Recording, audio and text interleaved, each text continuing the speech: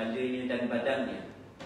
Sunat ab'ad itu seperti anggotanya, dan sunat hai'ah itu seperti segala bulu perhiasannya.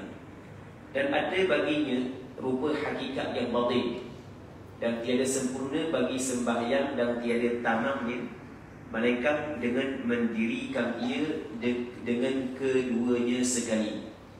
Maka ada rupanya yang zahir itu, maka itu seperti berdiri dan takbir dan membaca Fatihah dan rukuk dan i'tidal dan duduk dua sujud dan duduk antara keduanya dan duduk tasyahud dan tahiyat dan salam. Inilah daripada segala rukun yang zahir dan sunatnya dan syaratnya.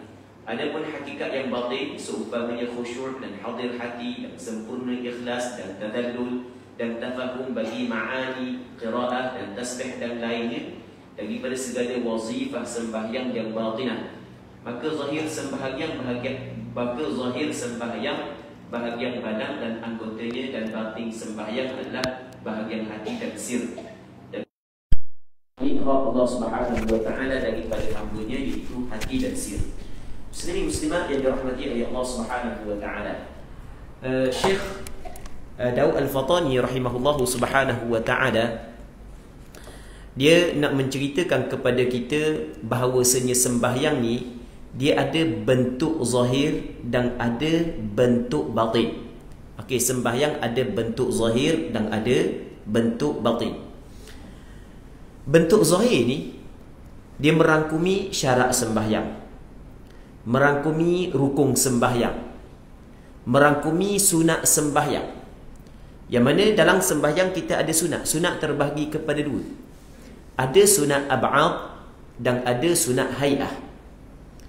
Jadi syarat sembahyang, sebelum daripada kita sembahyang, mesti kita kena bersuci daripada hadas kecil dengan cara kita berwuduk. Mesti kita kena bersuci daripada hadas besar dengan melalui mandi wajib. Mesti kita kena bersuci daripada najis-najis yang tidak dimaafkan, sama ada najis mughalladhah ataupun najis mukhaffafah ataupun najis mutawassithah. Okey, itu perbuatan zahir. Begitu juga sebelum daripada sembahyang, mesti kita kena menutup aurat. Aurat lelaki berbeza dengan aurat perempuan. Okey, itu perbuatan zahir. Okey, itu dipanggil dia syarat sembahyang. Begitu juga sebelum daripada sembahyang, mesti kita kena hadap kiblat dulu. Kita hadap kiblat baru kita akad takbiratul ihram. Okey, di sana ada syarat-syarat sembahyang, syarat sah sembahyang. Baik, di sana ada rukun sembahyang. Rukun terbahagi kepada tiga. Ada rukun qalbi, rukun yang dinisbahkan kepada hati, rukun yang dilakukan oleh hati, iaitu niat. Niat tempatnya adalah hati.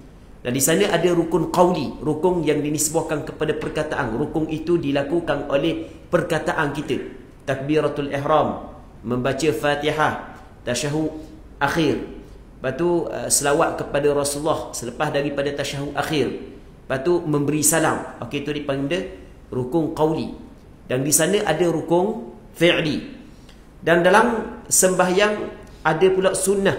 Sunnah terbahagi kepada dua. Yang pertamanya nama dia sunnah ab'ad, yang keduanya adalah sunnah hai'ah. Sunnah ab'ad, perkataan ab'ad adalah bahasa Arab yang diambil daripada perkataan ba'd, sunat ba'd sebahagian. Oleh kerana benda ni adalah benda yang dituntut, kita melakukan dengan tuntutan yang kuat, sehingga kan orang yang meninggalkan perkara ini, sunat dia tampalkan dengan sujud sahwi. Maka sunnah ini walaupun sunnah, tapi seumpama ia adalah sebahagian daripada sembahyang. Okey, itu dipanggil sunnah ab'ad. Sunnah ab'ad adalah tasyahud awal, duduk tasyahud awal, selawat kepada Rasulullah sallallahu alaihi wasallam dalam tasyahud awal, selawat kepada keluarga Rasulullah dalam tasyahud akhir, kunut pada i'tidal rakaat yang kedua daripada sembahyang subuh. Begitu juga kunut pada rakaat yang akhir daripada sembahyang witir pada separuh yang kedua daripada bulan Ramadan. Okey, itu dipanggil sunat ab'ad. Di sana ada sunat hai'ah. Sunat hai'ah ni sunat yang dituntut. Tetapi tidaklah tuntutan dia sekuat sunat ab'ad. Maksudnya orang yang meninggal sunat hay'ah tidak disunatkan, tidak disyariatkan dia sujud sahwi. Baik, sunat hay'ah banyaklah dalam sembahyang. Antaranya adalah baca doa iftitah. Antaranya mengangkat tangan ketika kita takbiratul ihram, ketika kita rakaat, ketika kita i'tidal. Antaranya adalah membaca a'udzubillah, antaranya membaca amin selepas daripada kita baca Fatihah. Antaranya baca surah pada rakaat yang pertama dan rakaat yang kedua selepas daripada kita baca Fatihah. Antaranya kita bertasbih dalam rakaat, dalam sujud. Antaranya adalah kita baca Rabbana lakal hamd dalam i'tidal. Antaranya baca takbir intiqalat, Sami Allahu liman hamidah. Itu semuanya adalah sunnah ab'ad. Baik. Yang mana pengarang kita disebut lagu mana? Sembahyang ni ada bentuk zahir dan ada bentuk batin. Ada rupa paras zahir, ada rupa paras batin.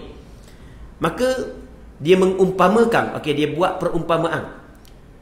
Okey, antara rukun ataupun rupa paras zahir adalah syarat sah sembahyang. Yang mana syarat sah sembahyang adalah diumpamakan seperti roh. Jadi seseorang yang ingin hidup mesti kena ada roh. Begitu juga sembahyang yang ingin diterima oleh Allah Subhanahu wa taala, sembahyang yang kita nak sembahyang yang sah mesti kena ada cukup syarat-syarat dia. Baik, dan diumpamakan rukun sembahyang seperti kepala dan tubuh badan. Itu rukun sembahyang. Sebagaimana tidak hidup orang yang tidak mempunyai kepala, begitu juga tak jadi sembahyang kalau sekiranya seorang itu meninggalkan rukun. Begitu juga tidak hidup orang yang tidak mempunyai badan, tidak mempunyai dada, tidak mempunyai perut. Begitu juga sembahyang yang tidak mempunyai rukun tidak jadi. Baik. Lepas tu dia pun buat contoh sunat ab'ad dalam sembahyang adalah seperti anggota tangan. Orang yang tak ada tangan masih lagi hidup tapi cacat. Orang yang tidak ada kaki masih lagi hidup tapi cacat. Orang yang tak ada telinga masih lagi hidup tapi cacat. Begitulah dibuat perumpamaan sunat ab'ad dalam sembahyang seperti anggota badan kita. Dan sunat hay'ah seperti segala bulu perhiasan. Jadi kalau tak ada bulu kening tak ada masalah. Tak ada bulu kening, tapi tak comel, tak ada bulu kening. Tak ada janggut tak ada masalah orang lelaki, tapi nampak cara puang sikit. Mai tak ada janggut. Sebagai contoh, orang lelaki tak ada bulu dada ataupun tak ada bulu keting, tak apa nak comel mana dah. Tidak nampak kelelakian dia. Macam singa kalau kita singa jatang tu, kalau kita buang bulu dada dia apa semua sekali, nampak macam singa tina tu. Tu ia adalah perhiasan. Baik, muslimin muslimat yang dirahmati oleh Allah Subhanahu wa taala. Itu hak yang bentuk rupa zahir kepada sembahyang. Manakala bentuk rupa batin kepada sembahyang adalah khusyuk, adalah tadhallul. Nanti kita akan cerita makna dia. Adalah khudu', adalah hudurul qalb. Semuanya tempatnya adalah hati. Semuanya saat itu tempat dia adalah hati. Maka tidak sempurna sembahyang seseorang hamba melainkan dia mesti kena ada dua perkara. Zahir pun sempurna, batin pun sempurna, barulah dikirakan sempurna sembahyang seorang hamba. Baik, okey, kita baca. Apabila kita huraikan lagu tu, kita akan faham apa yang ingin disampaikan oleh Syekh Daud Al-Fatadi. Kemudian, maka adalah bagi sembahyang itu adalah baginya rupa yang zahir, ada rupa paras yang zahir yang sempurna. Maka iaitu rupa paras yang zahir adalah syarat. Yang mana syarat sembahyang, yang dimaksud dengan syarat di sini adalah syarat sah sembahyang. Syarat sah sembahyang ni adalah seperti roh, seperti rohnya, seperti roh. Kan kita ada roh. Kita kalau orang tak ada roh mati. Hidup apabila kita ada roh. Begitu juga sembahyang yang tidak ada roh, sembahyang yang tidak ada syarat seperti manusia yang tidak mempunyai roh. Baik. Maka rukunnya seperti kepalanya dan badannya. Sunat ab'ad itu seperti anggotanya. Dan sunat hay'ah itu seperti segala bulu perhiasannya. Dan ada baginya rupa hakikat yang batin. Dan tiada sempurna bagi sembahyang, dan tiada tamamnya. Okey, tamam bahasa Arab. Tiada sempurna bahasa Melayu. Dia awak mari bahasa Arab, bahasa Melayu, lepas tu awak mari bahasa Arab. Sebab hidup Mekah lama, campur di antara Melayu dengan Arab. Dan tiada sempurna bagi sembahyang, dan tiada tamamnya. Dia duduk Mekah lama, lepas tu dia mati Mekah, dia belajar Mekah, lepas tu dia balik sekejap je perang. Dia balik perang sekali dengan Syekh Abdul Samad Al-Fadimbani, perang Syekh Abdul Samad Al-Fadimbani gugur syahid di sana. Baik. Jadi oleh kerana orang Islam mengalami kekalahan, lawang dengan tentera Siam, terpaksa Syekh Daud berundur. Akhirnya Syekh Daud naik ke Mekah, jadi mengajar sana, khidmat sana, menulis banyak. Lepas tu mati di sana. Cuma kubur Syekh Daud dia bukan di Mekah, di Taif kubur Syekh Daud, dekat dengan kubur Abdullah bin Abbas. Baik. Katanya sebab itulah dalam kitab dia ni dia campur Melayu Arab. Orang duduk di tanah Arab kan. Usah kata dia, kita pun duduk tanah Arab, kita cakap pun campur di antara Melayu dengan Arab. Campur Melayu Arab. Maksudnya kesan daripada duduk di tanah Arab sehingga kan zahir pada percakapan dia dan penulisan dia, campur di antara Melayu dengan Arab. Maksud sama je. Baik. Tiada sempurna bagi sembahyang dan tiada tamamnya. Tamam bahasa Arab, maksudnya bahasa kita tidak sempurna jugalah. Melainkan dengan mendirikan ia dengan keduanya sekali. Mesti kena ada rupa yang zahir, mesti kena ada rupa yang batin. Cakap mudah, mana cakap mudah? Mesti kena sempurnakan syarat sah sembahyang, sempurnakan rukun sembahyang. Buat molek sunat-sunat, dah kiralah sunat ab'ad ke, sunat hai'ah ke. Cuma kalau tinggal sunat hai'ah, jadi sembahyang tu tak ada masalah. Cuma tak apa nak comel mana lah. Perhiasan tu tak ada. Tapi kalau tinggal sunat ab'ad, masih lagi sah. Cuma cacat. Gitu maksud dia. Cacat. Tapi kalau tinggal rukun, pakai ruhah. Tinggal syarat, pakai ruhah. Itu maksud dia. Baik. Begitu juga mesti kena ada hakikat yang batin. Yang dimaksud dengan hakikat yang batin adalah khusyuk. Sebab itulah dia kata lagu mana, dan tiada sempurna bagi sembahyang dan tiada tamamnya, melainkan dengan mendirikan ia dengan keduanya sekali. Tidak sempurna melainkan dengan kedua-dua sekali. Baik. Kita pada bulan lepas kita ada baca firman Allah Subhanahu Wa Taala yang disebut oleh Syekh Daud Al-Fatani dalam kitab dia. Allah Subhanahu Wa Taala berfirman, "Innas salata tanha 'anil fahsya'i wal munkar." Sesungguhnya sembahyang dia dapat mencegah tuang dia daripada melakukan fahsya dan munkar. Tetapi kita dapati ada sebahagian daripada orang yang sembahyang tapi masih lagi tidak dapat menjaga perkara fahsya dan munkar. Maksudnya ada perkara fahsya yang dia lakukan, ada perkara munkar yang dia buat. Baik. Kenapa begitu? Sedangkan Allah Ta'ala asdaqul qailin, sebenar-benar orang yang paling benar daripada orang yang berkata, sebut dalam Al-Quranul Karim bahawasanya sembahyang dia dapat mencegah seseorang daripada fahsyat dan munkar. Tapi ada orang yang jaga sembahyang tapi tidak dapat mencegah fahsyat dan munkar. Sebab dia? Sebab jawapan dia adalah kerana sembahyang dia tidak sempurna dua perkara. Tengok. Yang pertamanya adalah hakikat zahir, yang keduanya adalah hakikat batin. Mungkin hakikat zahir sempurna tapi hakikat batin tidak sempurna. Baik, mungkin hakikat batin sempurna tapi hakikat zahir tidak sempurna. Katanya maka ada pun rupanya yang zahir, rupa sembahyang yang zahir ni, maka iaitu seperti berdiri betul bagi sembahyang fardu. Kita sembahyang fardu, rukun sembahyang fardu adalah berdiri betul. Manakala sembahyang sunat, tak apalah tak berdiri pun. Dia sembahyang sunat tidak disyaratkan berdiri. Maksudnya walaupun kita mampu berdiri, boleh kita sembahyang dalam keadaan duduk. Bukan setakat dalam keadaan duduk. Boleh kita sembahyang sunat dalam keadaan mengiring, walaupun kita mampu sembahyang dalam keadaan berdiri. Lagi lepas daripada sembahyang kita kuliah, contoh kalau kita lepas tu kita sembahyang sunat qabliyah isyak ataupun kita sembahyang sunat ba'diyah isyak, kita tak mau sembahyang dalam keadaan berdiri, kita nak sembahyang dalam keadaan duduk. Orang tanya dia, apa mau sembahyang duduk? Mu nak cakap ke? Bukan nak cakap saja je nak sembahyang duduk. Sah tak sembahyang sunat? Sah. Kerana dia?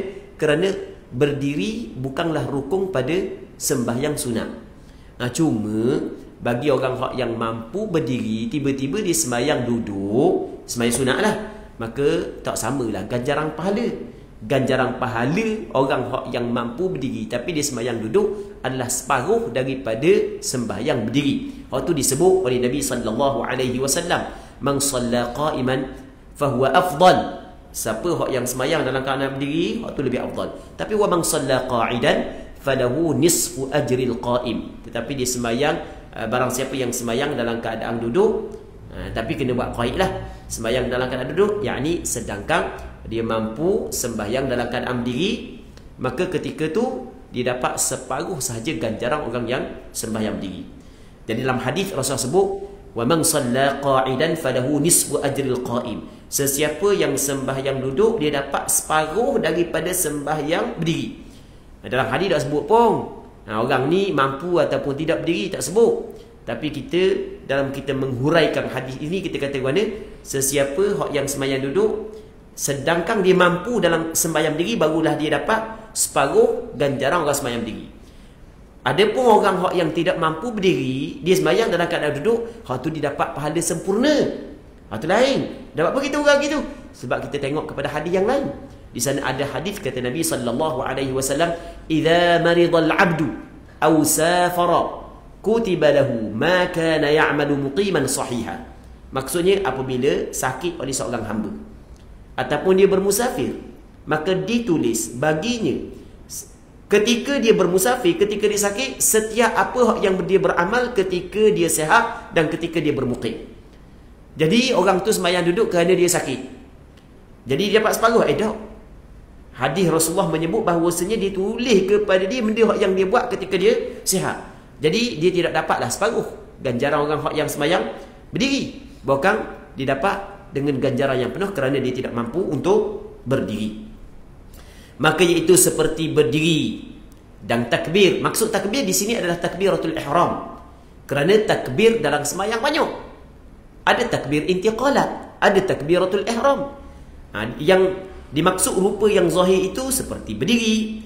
Takbir yakni takbiratul ihram. Takbiratul ihram kita kata Allahu Akbar, itulah takbiratul ihram.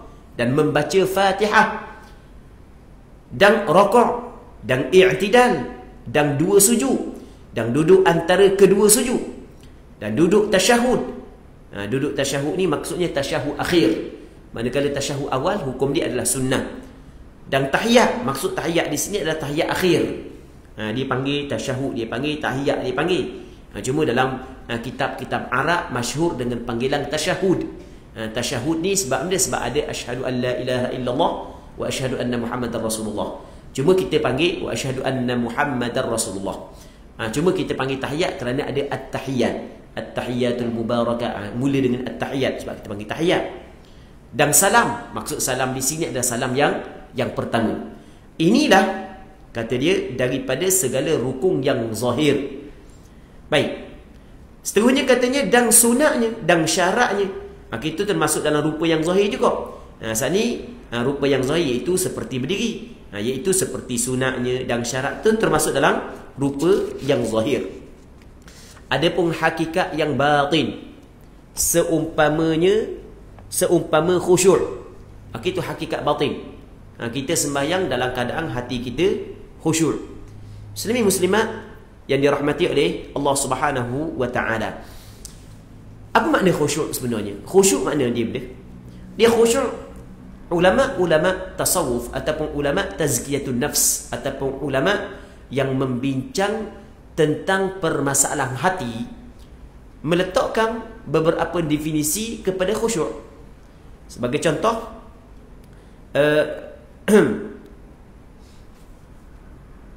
Imam Ibnul Qayyim Al-Jauziyah di dalam kitab Madarijus Salikin, bukan kitab Madarijus Salikin, dalam kitab Ar-Ruh, Imam Ibnul Qayyim Al-Jauziyah dalam kitab Ar-Ruh menyebut bahawasanya khusyuk ni adalah khusyu'ul qalbi lillahi bitta'zimi wal ijlali wal waqari wal mahabah wal haya. Khusyuk ni, benda khusyuk adalah khusyuk hati untuk Allah dengan memuliakan.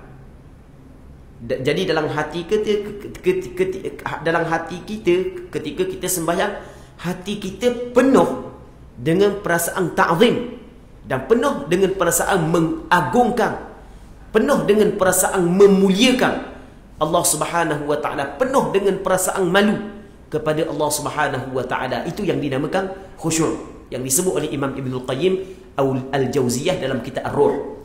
Baik, maka apabila hati dia menta'zimkan, mengagungkan Allah Subhanahu wa taala, memuliakan, mari perasaan malu dalam hati ketika dia sembahyang, maka kata dia fayankasirul qalbu lillahi kasratan multaimatan minal wajali wal khajali wal hubbi wal haya'i wa syuhudi ni'amillah wa jinayatihi huwa fayakhsha'ul qalbu la mahalah fayatba'uhu khusyu'ul jawarih.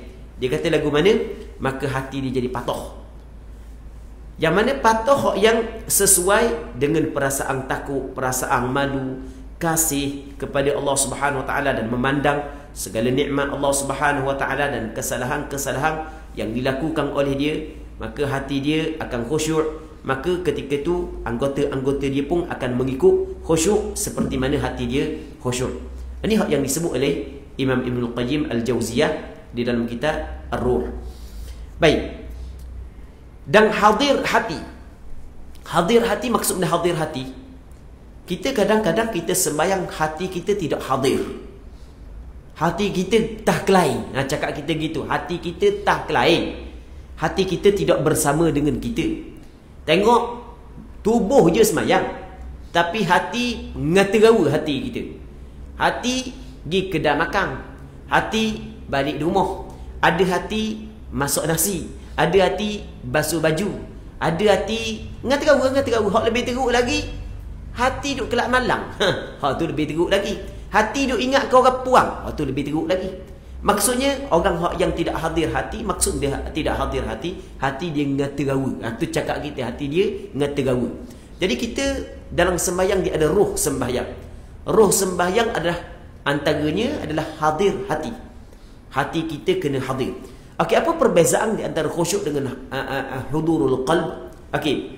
Apa yang disebut oleh sebahagian daripada ulama lah, apa yang disebut oleh sebahagian daripada ulama, bahawasanya orang yang khusyuk mesti kena hudurul qalb, mesti kena hadir hati dia. Hati dia sedar dia sedang sembahyang. Bukan hati dia ingat ngaterawa. Dia kena ingat dia sedang sembahyang. Dia kena cuba memahami apa hak yang dia ucapkan. Okey, apa hak yang dia baca, apa hak yang dia baca, apa hak yang dia ucapkan dalam sembahyang, dia cuba memahami perkataan-perkataan yang keluar daripada mulut dia, tu yang dinamakan sebagai hudurul qalb. Ni secara ringkas dah. Manakala khusyuk dia lebih daripada tu lagi. Khusyuk bukan setakat hudurul qalb, bahkan mari perasaan mentakzimkan Allah, perasaan gerung kepada Allah Subhanahu wa taala, perasaan malu kepada Allah Subhanahu wa taala. Okey, lebih lagi khusyuk. Jadi setiap orang yang khusyuk mesti kena ada hadir hati. Orang yang hadir hati ada dah khusyuk, ada dah khusyuk. Tapi tak semesti orang yang hadir hati khusyuk dia sempurna. Dia khusyuk yang sempurna sebagaimana hak yang disebut oleh Imam Ibnul Qayyim Al-Jauziyah, itu khusyuk yang sempurna. Tapi orang yang hadir hati ada dah khusyuk, tapi khusyuk ni dia lebih daripada hadir hati lagi. Baik. Dan sempurna ikhlas. Maksudnya sempurna ikhlas, jadi start daripada permulaan kita sembahyang sehingga penghujung kita sembahyang, sebelum daripada kita sembahyang sehingga lepas daripada kita sembahyang, semuanya adalah kerana Allah Subhanahu wa taala, bukan kerana perkara yang lain. Kadang-kadang kita sembahyang, ni sebagai contoh ikhlas yang tidak sempurna, tapi ada dah ikhlas. Kita sembahyang kerana Allah, tapi lepas daripada sembahyang, mari perasaan dalam hati kita, kan? Oh, hebat aku buat ibadat. Ataupun cerita kepada orang pula, sembahyang ikhlas yang medah, tapi cerita pula, okey, tu lepas daripada sembahyang, tu masih lagi belum ikhlas. Ikhlas ni bukan setakat sembahyang yang kita buat kerana Allah, bukan sebelum sembahyang, sebelum daripada kita buat pun kerana Allah, lepas daripada kita buat pun tetap kerana Allah. Okey, kita buat contoh lah. Kadang-kadang masa kita bersedekah tu kerana Allah, tapi selang beberapa hari, mungkin beberapa minggu, mungkin beberapa bulan, kita cuba memperlihatkan atau memperdengarkan, tunjuk kepada orang, tujuan agar orang puji. Pada buat masa buat tu comel dah, tapi nu belakang kau, Okey, itu belum lagi sempurna ikhlas. Ikhlas yang sempurna sebagaimana yang kita cerita tadi. Muslimin muslimat yang dirahmati oleh Allah Subhanahu wa taala, dan tadhallul. Tadhallul ni menghina diri di hadapan Allah Subhanahu wa taala. Kita tidak boleh menghina diri kepada hamba Allah. Kita mesti kena menghina diri kepada Allah. Baik. Dan tafahum bagi ma'ani qiraah. Tafahum memahami bagi ma'ani, makna qiraah bacaan kita. Dia memahami makna bacaan dia termasuk dalam khusyuk. Orang yang khusyuk mesti kena memahami makna kepada bacaan dia. Memahami makna bacaan dia panggil khusyuk dah. Tapi khusyuk yang sempurna dia lebih besar lagi daripada memahami makna bacaan. Kadang-kadang orang tu faham makna kepada setiap dia baca Bismillahirrahmanirrahim dengan nama Allah yang Maha Pemurah lagi Maha Mengasihani. Okey, ada khusyuk dah. Tetapi masih lagi belum sempurna kalaulah tidak ada perasaan ta'zim kepada Allah Subhanahu wa taala. Tidak ada dalam hati dia perasaan tazallul kepada Allah Subhanahu wa taala, menghinakan diri dia di hadapan Allah. Tidak sempurna lagi khusyuk dia kalau tidak ada perasaan malu ketika dia sembahyang sebagai contoh. Tidak lagi sempurna khusyuk dia kalau sekiranya tidak ada perasaan mengagungkan Allah Subhanahu wa taala dalam sembahyang. Dia tidak semesti orang yang tahu makna setiap bacaan perasaan dalam hati dia malu kepada Allah, tak semesti. Tak semesti orang yang faham segala bacaan yang dibaca dalam sembahyang hati dia penuh mengagungkan Allah Subhanahu wa taala, tidak semesti. Baik. Jadi orang yang memahami makna bacaan ada dah satu juzuk daripada khusyuk dalam sembahyang dia. Tetapi khusyuk yang lebih sempurna adalah sebagaimana yang Imam Ibn Qayyim Al-Jauziyah sebut dalam kitab Ar-Ruh yang kita sebut tadi. Baik. Begitu juga tasbih. Tasbih ni ucapan subhanallah. Kita faham makna ucapan tasbih dan lainnya. Sami Allahu liman hamidah. Sebagai contoh Allahu Akbar. Tasyahud. Kita doa-doa dalam sembahyang. Rabbighfirli warhamni. Ataupun doa sebelum daripada kita bagi salam. Okey, kita fahamlah ke makna dia. Daripada segala wazifah sembahyang yang batinah. Daripada segala pekerjaan sembahyang yang batinah. Dia sembahyang yang batin, masuklah ke lah. Okey, katanya maka zahir sembahyang bahagian badan dan anggotanya, dan batin sembahyang adalah bahagian hati dan sir. Dan demikian itu tempat tilik hak Allah Subhanahu wa taala. Tempat tilik hak. Hak ni adalah nama Allah Taala. Hak yakni Allah Taala, tempat tilik hak yakni Allah Subhanahu wa taala daripada hamba-Nya, iaitu hati dan sir dan rahsia. Rahsia itu maksudnya hati jugalah. Maksud sama. Muslimin muslimat yang dirahmati oleh Allah Subhanahu wa taala. Jadi apa yang ingin disampaikan oleh Syekh Daud, bahawasanya sembahyang kita ada dua, sembahyang zahir dan sembahyang batin. Sembahyang batin kita kata khusyuk saat ni itulah. Dia sembahyang batin adalah khusyuk. Okey, itu yang dimaksud dengan sembahyang batin. Dia khusyuk, ulama membahagikan khusyuk ada dua. Yang pertamanya dipanggil khusyu'ul iman, yang keduanya khusyu'un nifaq. Kita ada khusyuk iman, kita ada khusyuk nifaq. Ada juga khusyuk nifaq. Nifaq ni sifat munafik, itulah. Khusyuk sifat munafik. Imam Ibn Qayyim Al-Jauziyah dalam kitab Madarijus Salikin, begitu juga Imam Ibn Rajab Al-Hambali dalam kitab Al-Khusyu' fi Shalah, Imam Ad-Dailami dalam kitab Musnad Al-Firdaus menyebut daripada Hudzaifah bin Al-Yaman, seorang sahabat Rasulullah radhiyallahu anhu. Hudzaifah bin Al-Yaman kata lagu mana? Iyyakum wa khusyu'an nifaq. Mungkin berhati-hati daripada khusyuk nifaq. Kata Hudzaifah bin Al-Yaman, mungkin berhati-hati, mungkin menjauhi dirimu daripada khusyuk nifaq. Mung dalam sembahyang mesti kena ada khusyuk iman. Dia sebenarnya khusyuk iman, khusyuk nifaq ni bukan hanya dalam sembahyang, bukan dalam apa jua ibadah. Okey, mung kena menjauhi daripada khusyuk nifaq. Maka orang pun tanya dia, faqilalah. Orang tanya kepada Hudzaifah bin Al-Yaman, "Wa ma khusyu'un nifaq?" Apakah khusyuk nifaq? Maka kata Hudzaifah bin Al-Yaman, "An taral jasad khashi'an wal qalbu laysa bi khashi'." Mu tengok tubuh saat ni tu khusyuk, badan tu khusyuk, dak gerak. Tengok pada tempat sujud, tetapi hati tidak khusyuk. Tu dipanggil khusyuk nifaq, kata Hudzaifah bin Al-Yaman radhiyallahu anhu. Apa khusyuk nifaq? Sebab menyalahi zahir dan batin. Batin maksudnya hati tidak sama dengan luar. Orang munafik ni orang munafik, dia orang munafik. Orang munafik adalah orang yang menzahirkan Islam dan menyembunyikan kekufuran. Tu orang munafik. Orang yang menzahirkan Islam, menyembunyikan kekufuran, itu orang munafik. Baik. Jadi nifaq ni hak dalam lain, luar lain. Tu dipanggil nifaq. Cuma nifaq ada kala nifaq amali dan ada kala nifaq i'tiqadi. Nifaq i'tiqad sebagai contoh pada Abdullah bin Ubay bin Salul, ada padanya sifat nifaq i'tiqadi. Zahir Islam tapi menyembunyikan di dalam hati dia kekufuran. Okey, itu dipanggil nifaq i'tiqadi. Manakala nifaq amali sebagai contoh orang Islam pelawak.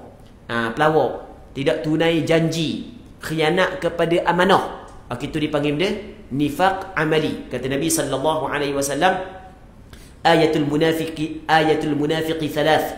Tanda orang munafik ada 3. Idza hadatha kadzab. Apabila dia cakap pelawak. Cakap pelawak, okey, itu dipanggil dia ada sifat nifaq amali. Adakah keluar daripada agama Islam kafir dia? Tak. Kalau sekiranya dia tidak melakukan perkara yang merosakkan akidah dia tidak beriktikad dengan iktikad kufur, dia tidak ada pada dia, ataupun dia bukanlah ada pada dia sifat nifaq i'tiqadi, hanya ni sifat nifaq amali. Baik. Kalau kira pakai munafik terus macam ke Abdullah bin Ubay bin Salul, parok ramai mana orang Islam hak yang benda pakai munafik sungguh. Siapa di kalangan kita yang tak pernah pelawak? Cuba kau buat kat tangan kali nak tengok. Pernah pelawak tak sikit, banyak, tak banyak sikit. Mereka orang hak yang Allah Subhanahu taala jaga sungguh. Hak yang tak pelawak. Tak pelawak. Buat ada semua lebong. Ada semua lebong. Dah kena dah nampak lama ambo balik hak muda. Pelawak dah sekarang. Hak muda warna, hak tua tu tengok pelawak. Biasa tu. Balik hak mak muda. Mak muda je. Terpelawak tu. Dah adakah sama dengan golongan-golongan munafiqun hak yang di zaman Rasulullah? Tidak. Golongan tersebut adalah nifaq i'tiqadi. Hak ni adalah nifaq amali. Sama juga dalam masalah orang hak yang tidak khusyuk dalam sembahyang, hanya ada sifat nifaq amali sahaja. Maksud dia sifat nifaq amali, benda hak yang dalam menyalahi benda hak yang luar. Oh, nampak luar khusyuk molek, rupanya dalam macam-macam. Habis melancung seluruh negara melancung dalam sembahyang, sebagai contoh. Baik, itu dipanggil ada sifat nifaq amali. Muslimin muslimat yang dirahmati oleh Allah Subhanahu wa taala. Katanya maka zahir sembahyang bahagian badan dan anggotanya, dan batin sembahyang bahagian hati dan sir. Tadi dia cerita dah benda bahagian badan sembahyang dan anggota dia cerita dah. Hati sembahyang dia cerita dah tadi. Dan demikian itu kembali kepada benda kedua-dua badan dan anggota, patu hati dan sir adalah tempat tilik Allah Ta'ala daripada hambanya. Baik, iaitu tempat tilik Allah Ta'ala hati dan sir. Sebenarnya apa hak yang disebut oleh Syekh Daud Al-Fatani, dia kata tempat tilik Allah Subhanahu wa taala adalah hati. Sebenarnya kalau kita tengok dalam hadis, Allah Ta'ala bukan hanya menilik kepada hati sahaja, bukan Allah Subhanahu wa taala juga menilik kepada perbuatan kita. Allah Ta'ala menilik kepada perbuatan kita dan hati. Tetapi Syekh Daud Al-Fatani dikata iaitu kembali kepada tempat tilik Allah hati dan sir, kerana hati dan sir manusia ramai lala. Manusia ni dia jaga perbuatan zahir kerana orang nampak dia. Kerana orang nampak dia. Dia tidak jaga hati dia kerana orang tak nampak. Sedangkan hati adalah tempat pandangan Allah. Dalam hadis yang diriwayat oleh Imam Muslim dalam kitab sahihnya, Nabi sallallahu alaihi wasallam menyebut, "Walakin yanzuru ila qulubikum wa a'malikum." Tetapi Allah Ta'ala memandang kepada hati-hati kamu dan perbuatan kamu. Kita sembahyang, Hak yang Allah Ta'ala tengok kepada rukun sembahyang. Hak yang kita buat sunat ab'ad, hak yang kita buat sunat hay'ah, Allah Ta'ala tengok. Okey. Begitu juga Allah Ta'ala tengok kepada hati kita. Cuma biasanya anggota luar kita ni, kalau kita sembahyang ramai-ramai, kita jaga. Kalau hak dah ambil peduli gerak situ, gerak sini, orang hak yang tidak mempunyai perasaan malu mana kepada orang. Orang hak yang jaga orang, tambah-tambah kita pakai serban pula, kita pakai jubah, takkan nak sembahyang gaul situ, gaul sini, nguak situ, nguak sini, nguak ikut dah. Kita tak buat, kita jaga molek, orang pakai tengok. Tambah-tambah ada setengah pula masjid, muslimat duduk belakang, tak ada pula penghalang. Oh, kau jaga. Nak pergi nampak khusyuk molek Jadi oleh kerana orang pakai tengok perbuatan zahir kita, maka kita jaga molek lah. Manakala hati kita, orang nak tengok. Tapi sebenarnya hati kita adalah tempat pandangan Allah. Maka sebagaimana kita kena jaga perbuatan zahir kita kerana ia dilihat oleh manusia, begitu juga kita kena jaga hati kita kerana ia adalah tempat pandangan Allah Subhanahu wa taala. Baik, tapi jangan kita faham pula daripada perkataan Syekh Daud ni, iaitu tempat tilik Allah Taala adalah hati. Jadi Allah Taala tengok hati je, perbuatan kita tak, bukan maksud begitu. Nah, kalau maksud begitu menyalahi hadis yang diriwayatkan oleh Imam Muslim. Kata Rasulullah, walakin yanzuru ila qulubikum wa a'malikum. Allah Taala memandang kepada hati-hati kamu dan kepada perbuatan-perbuatan kita. Baik. Ada orang warna. Dia tak apa pakai yang warna pun dah tutup aurat, sebab dia sebab ni. Sini sebenarnya. Sini sebenarnya dia kata ni sini ni. Ni hakikat duk sini ni. Oh, cakap hakikat dia. Ni sini ni. Allah Taala memandang kepada hati. Tu dibaca habis hadis. Baca habis hadis. Bukan Nabi sallallahu alaihi wasallam sebut walakin yanzuru ila qulubikum saja, walakin yanzuru ila qulubikum wa a'malikum. Kalau sekiranya Allah Taala tidak pandang kepada perbuatan zahir kita, kenapakah Allah Taala memerintahkan kepada kita untuk melakukan ketaatan? Untuk sembahyang, perbuatan zahir. Untuk mengeluarkan zakat, perbuatan zahir.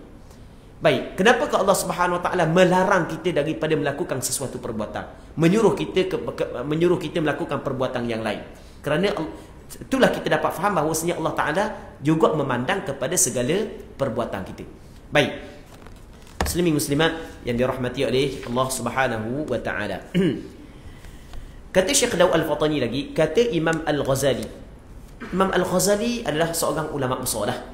Imam Al-Ghazali cukup masyhur lah di tempat kita. Di tempat kita memang cukup masyhur Imam Al-Ghazali. Seorang ulama tasawuf yang cukup terkenal.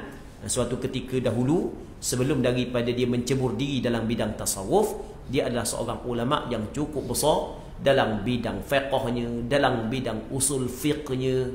Allahu Rabbi, memang cukup hebat dalam bidang falsafah. Memang orang yang cukup hebatlah Imam Ghazali rahimahullahu subhanahu wa ta'ala. Baik.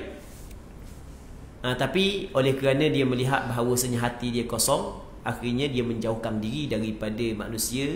Lepas tu dia pun mendalami ilmu tasawuf. Dan dia duduk di Syam, duduk di Syria, lepas tu duduk di Palestin, lepas tu dia mengarang beberapa kitab di sana. Antaranya kitab yang dikarang kemudiannya adalah kitab Ihya Ulumuddin. Baik. Kata Imam Al-Ghazali rahimahullahu ta'ala, umpama orang yang mendirikan rupa sembahyang yang zahirnya jua dan lalai ia daripada hakikat yang batin, seperti umpama seorang menghadiahkan bagi raja yang amat besar darjatnya akan seorang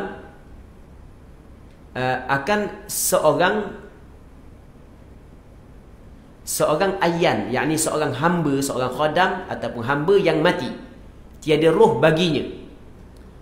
Dan seumpama orang yang mentaksir, yang cuai pada mendirikan zahir sembahyang adalah seumpama ia menghadiahkan kepada raja akan seorang dengan ayam yang terpotong anggotanya dan ketiadaan dua matanya. Okey, tadi kan dia buat perumpamaan, kita sembahyang ada hak yang rupa paras zahir, ada rupa paras ataupun rupa hak yang batin. Rupa batin hati, roh.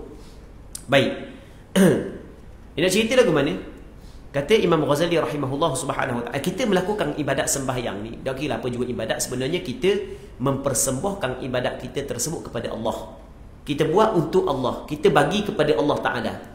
Maka kita nak bagi kepada Allah subhanahu wa ta'ala, mesti kita nak Allah Ta'ala terima. Allah Ta'ala tidak terima kalau sekiranya penuh dengan kekurangan. Allah Ta'ala terima kalau sekiranya benda itu adalah sempurna. Baik.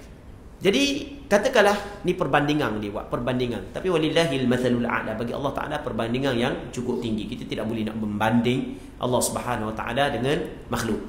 Baik. Ni hanya perbandingan untuk kita faham. Jadi kalau kita nak hadiahkan kepada raja, seorang hamba, mesti kita kena hadiahkan hamba hak yang rupa parah dia sempurna, begitu juga dia hidup. Orang hak yang sembahyang tetapi zahir dia comel. Maksud dia zahir comel, syarat dia cukup, rukun dia cukup, sunat-sunat dia cukup, tetapi tidak ada khusyuk, tidak ada keikhlasan, maka diumpamakan seperti hamba yang mati, yang tidak ada roh. Kita pergi hadiah kepada raja hak yang hebat, seorang hamba hak yang mati ni, bukan kita dapat pujian, bukan kita dapat anugerah, kena subak dalam jara tu ke dia, dah kena pacung tak tahu. Kan begitu kan, tambah-tambah ke jenis raja-raja dulu hak yang zalim, hak yang jahat, setengah-setengah raja-raja dulu hak yang zalim, hak yang jahat, sebagai contoh kan. Lambat ada kesilapan sedikit hak yang dilakukan oleh rakyat, terusnya bunuh. Okey, itu yang pertama. Yang keduanya, kalaulah orang tu khusyuk dalam sembahyang tetapi tidak sempurna rukun dia, tidak sempurna syarat dia, seperti dia hadiahkan kepada raja hamba hak yang hidup tetapi cacat, tidak ada kaki, tidak ada tangan. Siapa hak yang nak pandang? Bukan untuk memudahkan kita, bahkan membebankan kita pula. Nak kena jaga hamba. Hamba sepatutnya dia saat itu meringankan beban kita, tolong kita buat kerja. Tapi kalau jenis hak yang cacat lagu tu, kita pula terbeban untuk jaga dia. Baik. Begitulah perbandingannya. Jadi kedua-dua keadaan tersebut ditolak, tidak diterima oleh raja yang besar. Begitu juga sembahyang yang tidak cukup, dua perkara itu tidak diterima oleh Allah Subhanahu wa ta'ala. Katanya maka adalah ia orang yang menghadiahkan ini dan yang dahulunya, dua tu, melentangkan, maksudnya melentangkan, membentangkan keduanya itu akan diri keduanya bagi raja itu akan seksa dan murkanya dan marahnya, kerana keduanya itu menghinakan bagi hormat, bagi kemuliaan, atau mana hormat kerajaannya, dan meringankan, mengambil, meringankan, memandang lekeh lah, atau mana meringankan, memandang lekeh oleh keduanya dengan hak kerajaan. Kemudian katanya maka tilik olehmu. Okey, sampai situ dengan hak kerajaan. Lepas tu kemudian katanya maka tilik olehmu akan diri kamu, yang kamu hadiahkan sembahyang kamu kepada Tuhan kamu, jangan ada seperti itu. Dan takut olehmu, kemudian maka takut bahawa engkau menghadiahkan dengan sifat ini, maka mewajibkan kamu seksa, bukan dapat pahala tapi kena seksa, na'udzubillahi min dzalik. Maka hendaklah engkau ketahui akan kadar sebesar-besar nikmat Allah Ta'ala menghadiahkan dan menganugerahkan Tuhanmu akan segala hambanya sembahyang 5 waktu ini, seperti barang yang disebut pada hadis Rasulullah sallallahu alaihi wasallam. Jadi untuk malam ni kita berhenti sini dulu baca kitab, lepas tu kita pergi kepada sesi yang kedua, iaitu sesi soal jawab. Jadi kalau ada pertanyaan insya-Allah bolehlah ajukan, lepas tu kita akan jawab sekadar yang kita mampu dan sekadar yang kita sempat. Wallahu a'lam. Ada tak pertanyaan?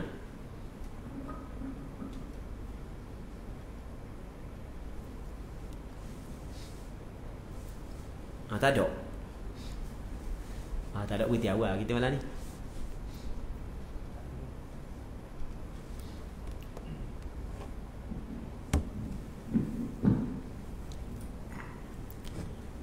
La ilaha illallah Muhammad Rasulullah sallallahu alaihi wasallam.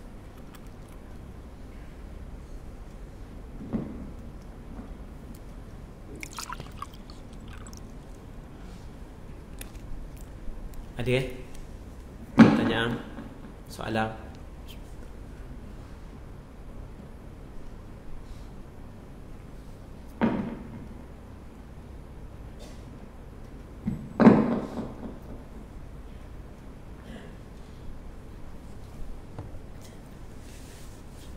Tak spekar saja sih. Tak spekar saja sih.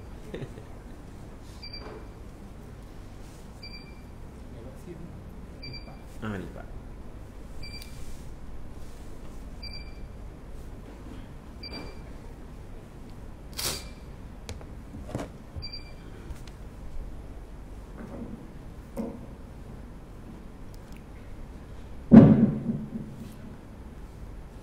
Assalamualaikum warahmatullahi wabarakatuh. Waalaikumsalam warahmatullahi taala. Mas, suara kuat. Siap. Saya nak tanya sikit berkenaan umum kalau tak bertanding. Jadi sebutan tu La ilaha illallah tu tak ada dulu kan. La ilaha illallah, la ilaha illallah. Kalau kata orang lah, bunyi dapur tu orang-orang sudah kau cepat. Subhanallah. Ada dulu. Sepatutnya kalau cepat Subhanallah sambunglah dengan haji balik. Subhanallah. La ilaha illallah, la ilaha illallah. Kalau sambung, ni aku sambung. Subhanallah. Jadi saya bawa pada setengah-setengah di masjid lah. Minta maaf saya tak kata korang untuk dapat pencerahan dari Ustaz supaya kita ni buat amalan boleh pahala, tak boleh dosa. Jadi kalau subhanallah tak ada tu. Patutnya subhanallah kalau sama dia. Subhanallah. Ni subhanallah. Sudah tidak. Lepas tu alhamdulillah. Lepas tu kalau Allah Akbar tak ada benda yang langsung. Kita nak ikut datang. Kita Tuhan dia tu Ustaz itu rasa boleh bahagia tak itu atau imak boleh dosa. Bagaimana? Baik. Berkenaan dengan soalan jelaslah. Ada sebahagian sebahagian daripada orang kita ketika mereka bertasbih pada sembahyang subhanallah, dalam sebutan lafaz Allah dia tidak sebut ha. Subhanallah, sepatutnya begitu. Dia sebut subhanallah. Alhamdulillah. Allahu akbar. Okey, itu tak apalah. Sama juga dengan la ilaha illallah ketika bertahlil.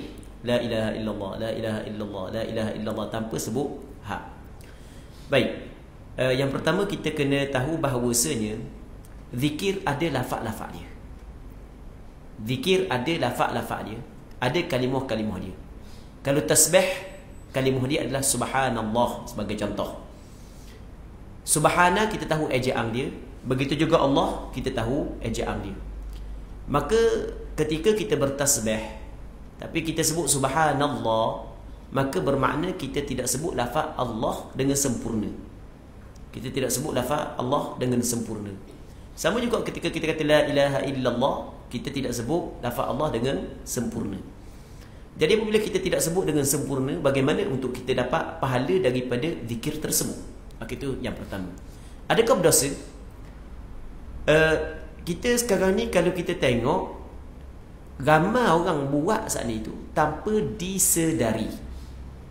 Jadi apabila tidak disedari, tak sengaja, salah, maka dimaafkan. Rabbana la tu'akhidna in nasina aw akhtana. Wahai Tuhan kami, la tu'akhidna, mu jangan ambil kesalahan kepada kami, in nasina aw akhtana, jika kami terlupa ataupun kami tersalah. Baik. Cuma untuk dapat pahala mestilah kena sebut dengan sempurna. Jadi Allah start daripada kecil lagi kita duk kata lagu mana? Kita duk kata alif lam lam he. Kita kata gitu kan, start daripada kecil. Budak-budak kecil. Betul tak menipu ke sungguh Nipu dosa alih lang he dosa nipu. Siap tu. Alih lang he gitu. Masa kecil-kecil kan kita kata gitu kan. Tak tahulah hamba, orang lain boleh tahu. Tapi orang Terengganu lebih kurang ajalah. Budak-budak pandai dak. Tapi baca dengan tak ada hak, maka salahlah daripada sudut bacaan tersebut. Jadi benda yang salah kita pakat baikilah. Kita pakat betul belaka. Jadi pada sembahyang tu nak laju lagu mana pun jangan tinggal huruf ha. Subhanallah, subhanallah, subhanallah sebagai contoh. Wallahu a'lam. Baik, melainkan bagi orang yang tidak boleh menyebut huruf ha, tu nak buat tidak mampu, Allah Taala kata fattaqullaha mastata'tum. Mu kena bertakwa kepada Allah sekadar mampu kamu. Mu tidak mampu untuk menyebut huruf ha, maka tak ada masalah lah, dimaafkanlah untuk mu. Tapi kalau kita mampu untuk sebut huruf ha Allah, boleh kita sebut lagu tu. Apa kita nak sebut subhanallah, subhanallah, alhamdulillah, alhamdulillah. Tak ada gitu. Wallahu a'lam. Baik. Okey, ada soalan lain?